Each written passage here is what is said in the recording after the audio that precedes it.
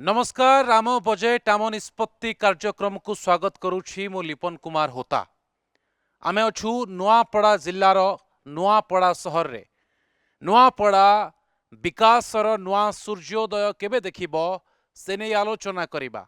आमे आलोचना करिबा एथर राज्य बजेट रे नुआपड़ावासी कोन चाहुछंती बा नुआपड़ा कोन चाहुछि एने आलोचना करिबा पई आम सहित मंच रे अछंती डॉक्टर कमल किशोर पंडा समाजसेवी, श्रीयुक्त खिरोत निवास पंडा शिक्षाविद, प्रबोध कुमार होता शिक्षाविद एवं दिलीप कुमार साहू विशिष्ट चाषी नेता एवं आम सम्मुख में नुआपड़ार बुद्धिजीवी बसचंती नुआपड़ावासी बसिचंती जो माने तांकर प्रस्ताव देबे तांकर प्रश्न पचारिबे तेबे आलोचना करी श्रीयुक्त कमल किशोर पंडा आपण को मोर प्रथम प्रश्न रहिबो जे नुआपड़ा एथर राज्य बजेट रे कौन चाहूछि जहा फल रे नुआपड़ार विकास हो पारिबो बा नुआपड़ा विकासर नुआ सीढ़ी चढ़ी पारिबो।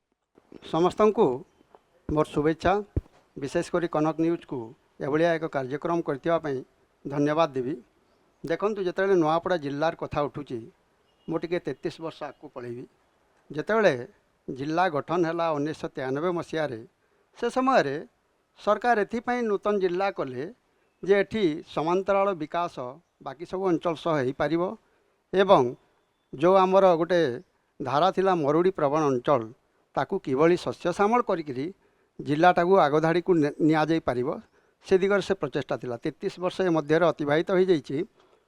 संक्षेप में मु जिल्ला बाबद रे कहिबी आयतन अनुसार जिल्ला बोधे 19तम जिल्ला एवं लोकसंख्या दृष्टि यह 25तम जिल्ला। एठी 93% लोक चाष उपर निर्भरशील एवं एठी खनिज संपद एवं फॉरेस्ट एरिया मध्य बहुत अच्छी।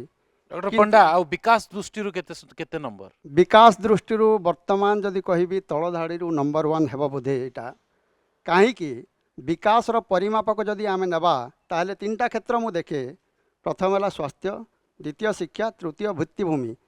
आपण मैंने भल भाव में जानी आम स्वास्थ्य क्षेत्र में केते अवहेलित, शिक्षा क्षेत्र में केते अवहेलित एवं भित्तिभूमि क्षेत्र में मध्य बहुत अवहेलित। बाकी सब जिला को जदि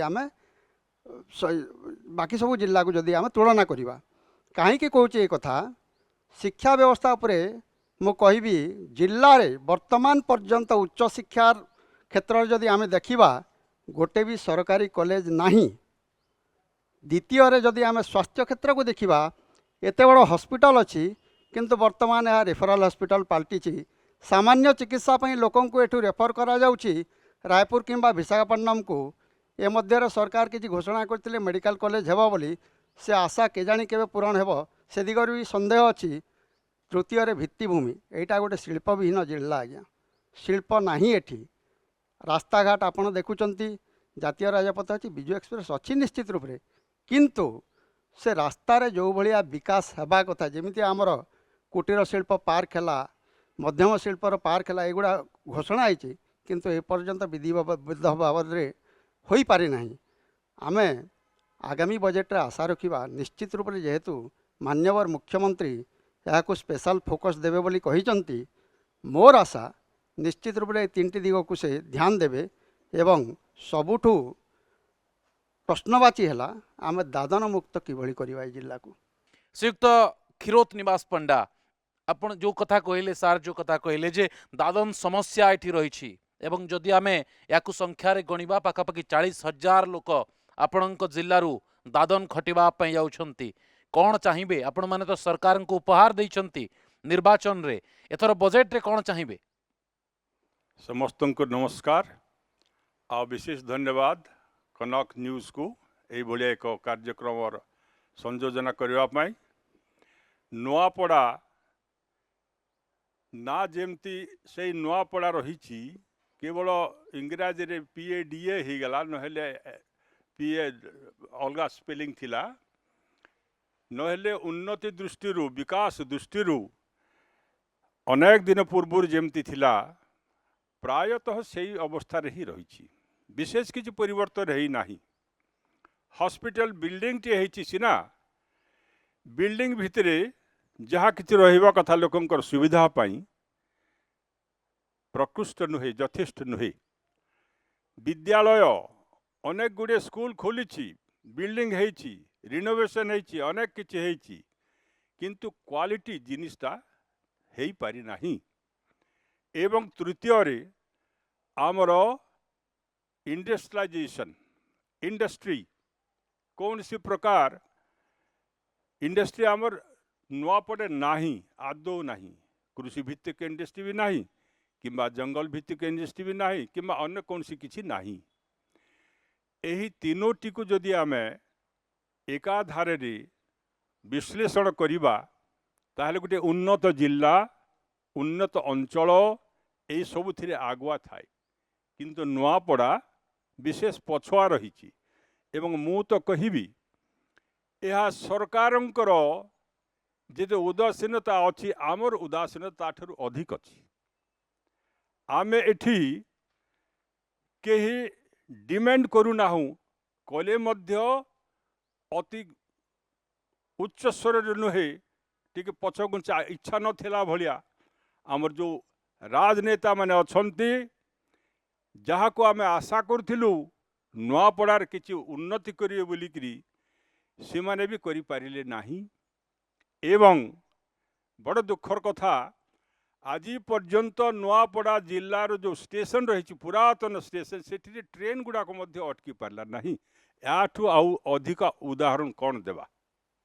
ओके ओके पुणी फेरबी श्रीयुक्त प्रबोध कुमार होता जो कथा कहते आपण निजे शिक्षा क्षेत्र सह जड़ित एठी शिक्षार विकास कहले माने गोटे लज्जाजनक विषय जे नुआपड़ार जितेबले गोटे गरीब पिला जो जड़े मेधावी छात्र किंबा छात्री से जदि उच्च शिक्षा लाभ करने चाहिए तेबे अन्य जिला किंबा अन्य राज्य को जावाक पड़ुछि।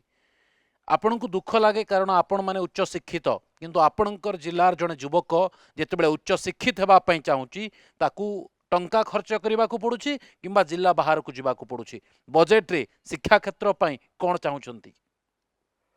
सर्वप्रथम मु कनक न्यूज को बहुत बहुत धन्यवाद देउछि आज एपरी एक कार्यक्रम करथिबा जोगु।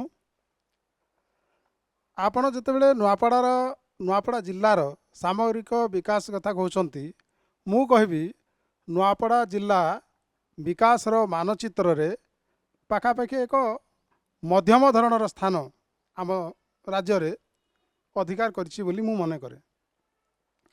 द्वितीय कथा है शिक्षा क्षेत्र रे आम जिले रे बहुत शिक्षित पिला अछंती किंतु से रोजगार क्षम हो पारना। निकट अतीत रे एठी गोटे होमगार्ड इंटरव्यू होता पाखापाखि 119टा पोस्ट थिला आ पिला थिले 3000 4000 ऊर्ध्व। एथिरु जना पड़े जे पिला इंजीनियरिंग करिवे पिला हायर एजुकेशन करिवे करि सारला परे सेमाने किपरि आत्मनिर्भरशील हो पारिबे। सेमाने सबुले चाकरी आशा रे अछंती किंतु चाकरी पाई पारु नाहंती।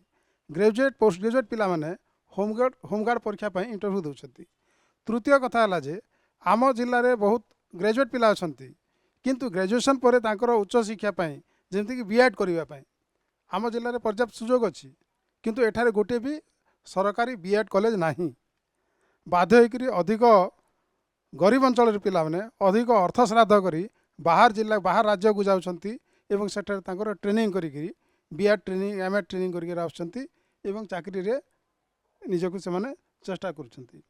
तेणु शिक्षा को आमे जदि आग को नागो हेले नुआपड़ा जिल्ला रे उच्च शिक्षार गवेषणा केन्द्र दरकार उच्च शिक्षा पाई विश्वविद्यालय दरकार एवं गवर्नमेंट कॉलेज दरकार। एटा प्रथम भित्तिभूमिर आवश्यकता रही।